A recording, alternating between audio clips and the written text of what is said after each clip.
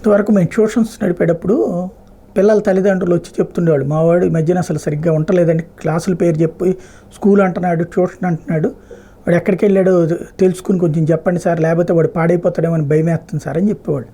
ఇప్పుడు వాడిని మనమేం సినిమాల్లో లాగా కొట్టి చెప్పడమో లేకపోతే చేయడమో ఉండేది కదా, ఎందుకంటే మేము కాలేజీలు చదువుతున్నాడు, వాళ్ళు సాధారణంగా 10th క్లాస్ పిల్లలంటే మా భుజాల్లో ఏంటి మాకంటే కూడా పుడుగునేవాడు కూడా ఉంటుంటారు. కాబట్టి అలాంటి వాళ్ళని కౌన్సిలింగ్ చేయడం చెప్పినా కూడా ఉండదు, ఆ వయసులో ఉండేటువంటి లక్షణాలు మనకే తెలుసు కాబట్టి చేసేవాళ్ళం కాదు.